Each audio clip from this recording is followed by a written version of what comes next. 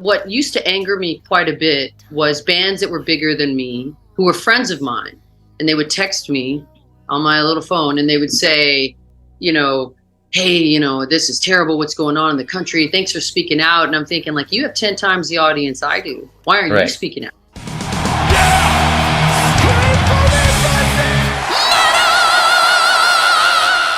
Hey everyone, welcome to the channel. My name is Belgian Jasper. If this is your first time in the channel, hit subscribe right now.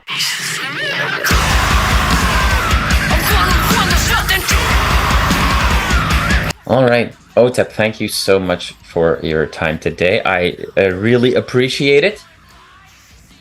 Although 4 years ago you told not just me but the world, no more. I'm done. And here we are. You are back from a break, let's call it. I know that you've. I hope I'm not going to ask you too many questions that you've had to answer before already, but we'll have to just kind of get started there. And I know if you've talked about this before, but what was the fuel now? Like, why are we here today? Well, I think, you know, you really have to love music. You have to love creating music, and you have to love performing music to be in the industry of music. Right. And since my last album, a lot of things have happened in my personal life. My eldest brother died. You know, we had everybody, the worldwide had the big plague with where we couldn't trust the air we breathed. So there was a lot going on at the time, and we were in quarantine here in the States, and this label reached out to me and said, hey, would you like to do a cover album? Thought, do I really? And then I'm thinking, okay, it's quarantine, nothing's open, nothing's happening, I'm in the house, why not? It just kind of came back to that. I missed it. I missed creating music, and I missed that outlet, and I missed performing, because I hadn't played on US soil since 2018, and I just finished the tour like in July, June or July. And so that's what brought me back around. Will I, you know, 9 in symbolic terms, 9 is the last single digit. So it is the last, it represents the last. I don't know if I'll make another record. But I had a really marvelous time creating this one with the people that I was, that I worked with. Mike Plotnikoff, producer, Brian Spencer, co-producer, Esjay Jones, writer, co-producer, Kiki Wango on guitar, Lamar Little on drums, Mayor Applebaum, who mastered it and made it sound just amazing. I mean, to me, this is probably my favorite sounding album. Just sonic. And, you know, I've been booming it in my car.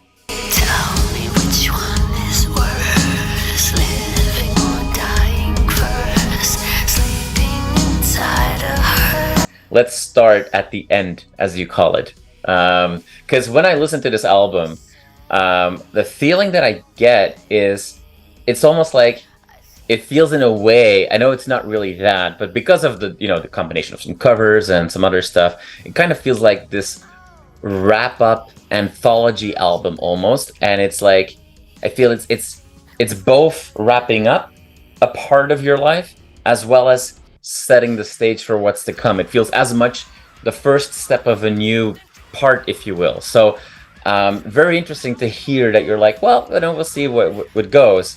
Because for me, it was kind of like, especially towards the end of the album, it kind of felt like, oh, like, is it going to be like maybe a hidden song coming? Or I felt like more is going to come, and faster than we might even expect it. And you might be right.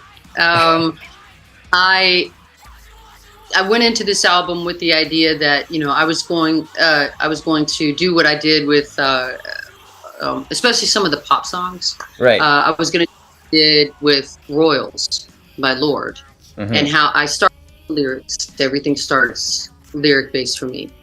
And can I, as you know, from my own life and experiences, can I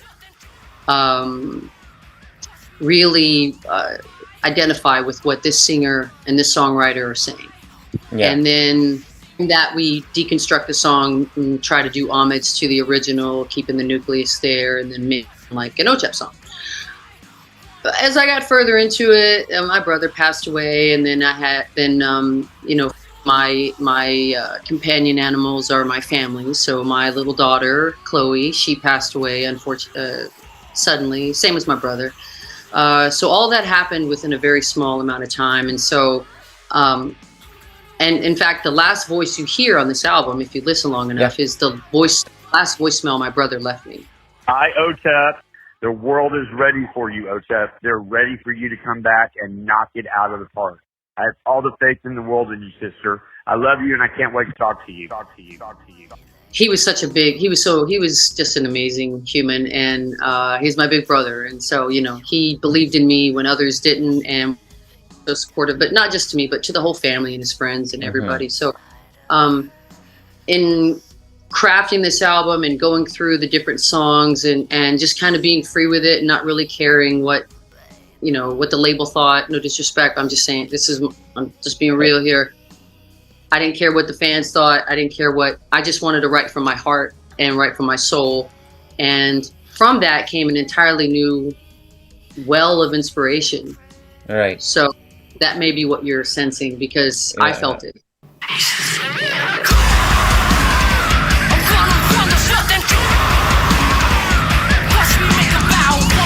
We finished this record back in January. It took 9 months to manufacture because all the vinyl out of business. So it was like buying Christmas presents in the summer. You know, it's like waiting.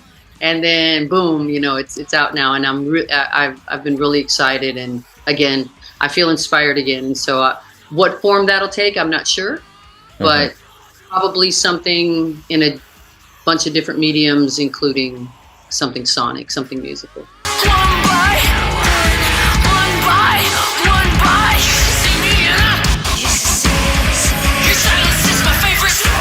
Like you mentioned it already, like, you know, when I was selecting some of these covers that I did, you know, it's really important that I can really feel 100% aligned, and that makes sense to anyone that has ever, you know, been introduced to you. Like you say what you want to say, and it's important what you say, and there is almost no more division between the band Otep and the person Otep.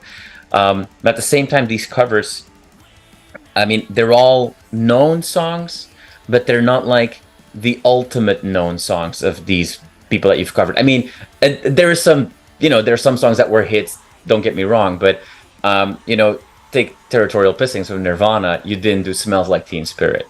And is that in a way because if you take these super classics, it's really hard to get away from that original, and people are always just going to reference the original, and it's harder to make that your own? Or am I just completely seeing ghosts here?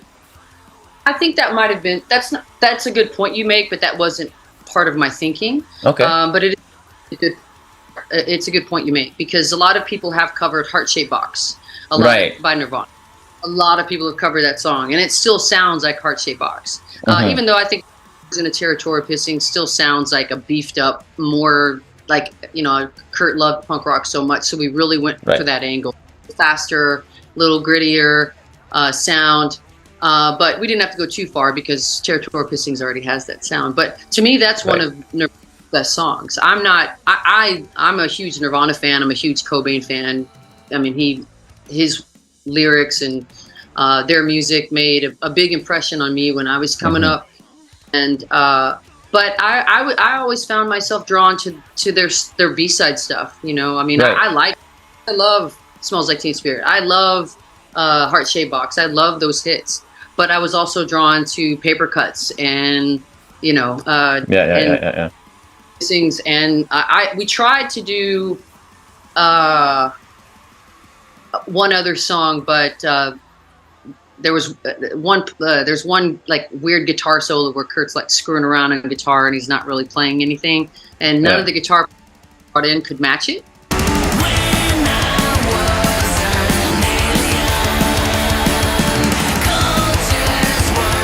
But, you know, there's other people, I think, that they get so, and I'm guilty of it too. I'm so locked into genre that I won't even give another artist a chance, even if what they say is meaningful to me.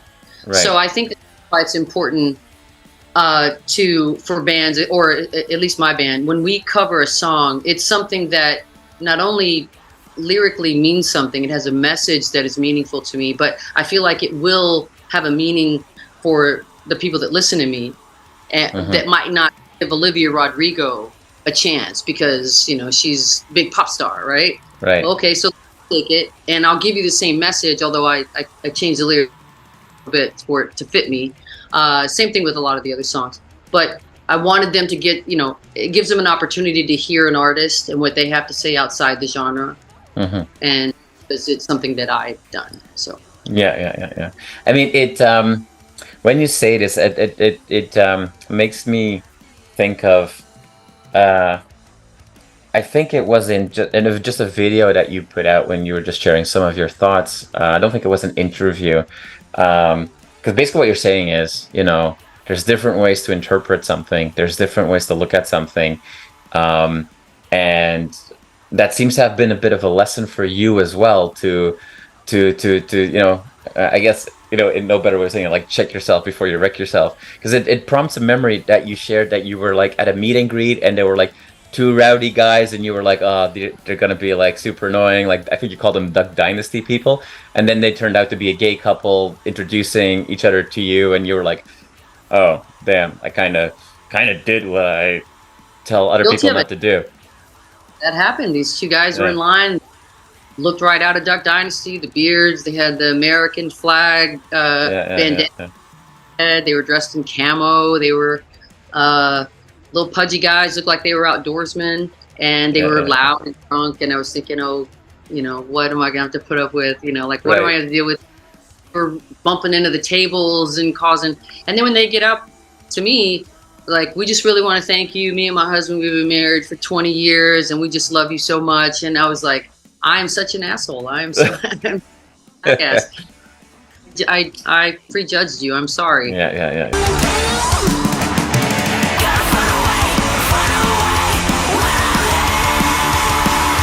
The themes that you address or flat out want to fight are not necessarily, you know, we're seeing globally the rise of stuff that you know, we shouldn't see, that we don't want to see. You know, there's bigotry everywhere in the world. There's extremism in all kinds of ways to interpret it all over the world. There's populism everywhere in the world. The United States always seems to be a little bit more ahead of the curve in some of these things, and you address some of that head on. I mean, obviously, Cult 45 was a perfect example of that, where you gave your thoughts on the cult around Trump, if you will. I'm in Canada. I grew up, born and raised in Europe. So I moved here a couple of years ago. So for me, I'm very much on the outside looking in. How do you see like your international crowd? Because you mentioned, like, you know, Otep was far from only focused on the American market. I grew up with, you know, Otep being part of scenes of metal that I listened to. Over the years, how have you seen your audience evolve outside of the States? When the themes that you address are sometimes very, very on the nose American focused, even if they might be a metaphor, right? So, like, what's that like for you? Well, it's interesting when I speak about fascism or patriotism or anything like that, anything that I found that is undemocratic or whatever outside the States, it's received so well. And sometimes here in the United States, it gets into, it's not. You know, like when I wrote Warhead all those years ago, you know, I have family in the military. So, of course, I cared about where that president was sending our military because I had family. And so, you know, it's the attitude in as far as overseas or even in Canada, those places, our neighbors to the north. Thank you. Not much change at all. In fact, there's a lot more. Like, they see it for what it is, whereas here you have a lot of propaganda, and I think that happens in not just happens in a lot of countries. You know, we'll see, you know, people will see a riot happening somewhere across the pond someplace, and in America, and they'll say, oh, the newscasters and media say, oh, that's just terrible. Louis, look at that. And then we have an actual attempted insurrection on our capital, and they're like, well, quiet, it's just guys getting too, gussied up, it's like, what? So it's just bizarre. And I am whatever you say I am, and if I wasn't, so why would I say I am? On Twitter, the news every day I am. In the last few years, my personal just experience in the metal scene, because I know that you were, kind of fed up, not just with the music industry, but also with elements of, maybe more specific, the American hard rock and metal scene. The last years, it seems that the scene, especially with new generations coming in, is becoming more open, more inclusive, more colorful. And you like to say, I think I've heard you say it like at least 10 times in interviews, the world is too monochrome as it is, and we need more color. Do you see that as well? I know that you keep tabs on the scene. I know you work with people that are, rising, and you help people and you coach other people. Like, do you see that as well? Did that fuel a little bit it's okay to come back, or am I painting too rosy of a picture already? A little of both, I think, because the younger bands that are coming up, they definitely have a lot of them have seen a different world and experience. They grew up, let's say some of them who are very young, local bands who are coming up, they were raised under President Obama, so they see a different type of leadership than those of us who came up under, Clinton and then George W. Bush and Dick Cheney. And then, I call him Cheeto Schindler, but that's just my own, but I think that what used to anger me quite a bit was bands that were bigger than me, who were friends of mine, and they would text me on my little phone, and they would say, hey, this is terrible, what's going on in the country, thanks for speaking out. And I'm thinking, like, you have 10 times the audience I do. Why aren't you speaking out? And most of them were afraid of dividing their audiences and that type of thing. So it became more about making sure they could still play at all the festivals and making sure they could do this and just staying out of it and letting people make up their own minds. But at the same time, a lot of them didn't have, as we say here, skin in the game. They didn't have a dog or whatever, which, I'm an animal rights activist, so that's not really a good thing for me to say, but metaphorically speaking. Yeah. So things are changing now. We see people taking on things a little bit better. And speaking out, and they'll still kind of hedge it just a bit so that whereas I draw it's a moat, I don't draw a line. I dug a moat. Like, you are not allowed here. You're not allowed, if you come to my, you start talking that nonsense, you're out. If you're on my socials and you start talking that nonsense, you're out. Because who's going to stand up to them if otherwise, somebody has to do it. And, funny enough, I always expected the more aggressive, and I'm going to get a bunch of hate from the hate bait sites, but whatever, I don't care at this point. I'm 9 albums in, baby, and over 2 decades.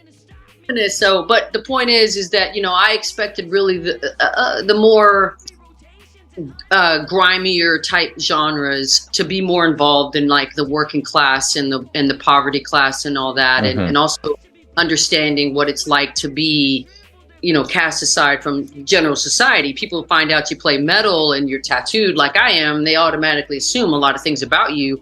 And, I would think that they could see, like, what we have in common with other folks. Instead, it's people like Taylor Swift, who are coming out and saying, I'm not voting for these people, and very vocal about it. And I'm not a huge Taylor Swift fan musically, but I like her as an activist, and I like her as a human being.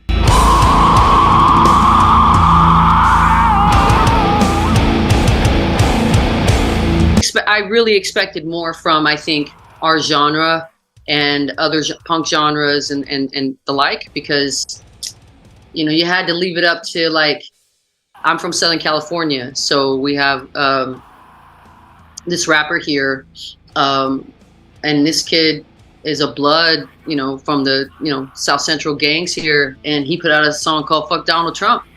And this cat, you know, he's not anywhere near political. You know, you listen to the rest of his music; it's not politics at all. So, at least he was one of the few that spoke out in that kind outside our genre. So I was really disappointed about it. But I'm starting to see more and more folks who are taking a stand, and that gives me hope, and that makes me feel good about, you know, the things. And I'm not a I told you so, but I did fucking.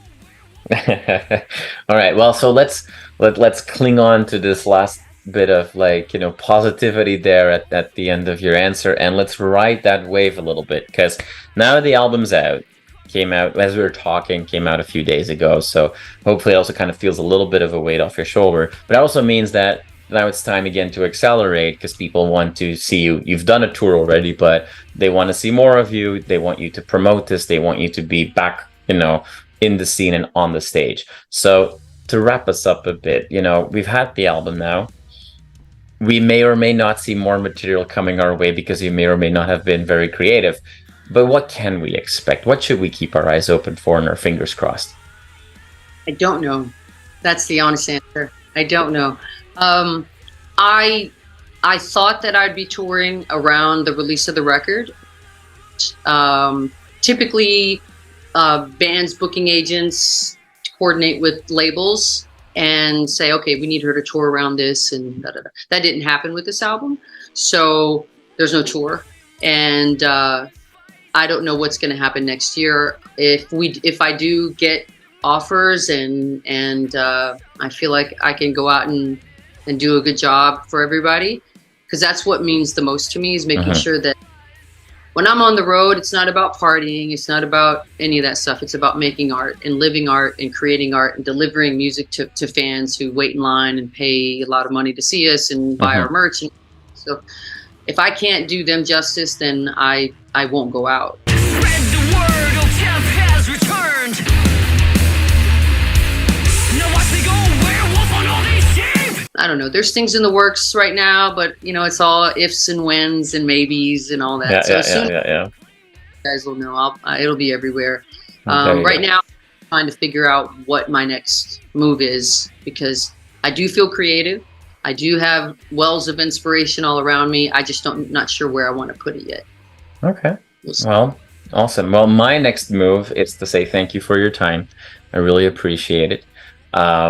Thank you for being open and honest and genuine with me. And I'm sure that we'll see updates soon enough, and whenever you're ready to share that with the broader world. Thank you so much for your time. I really do appreciate it. And I wish you, you know, a great continued release cycle of this album. Yeah. So I will tell you this: if I do another new metal record, which I never shied away from that moniker, but you know, then I'm hoping that it will be with the same people that I wrote this one with, because I really had a great time with those. Great. And hopefully we won't have so many interruptions like we had on this last one with COVID and all that stuff. So.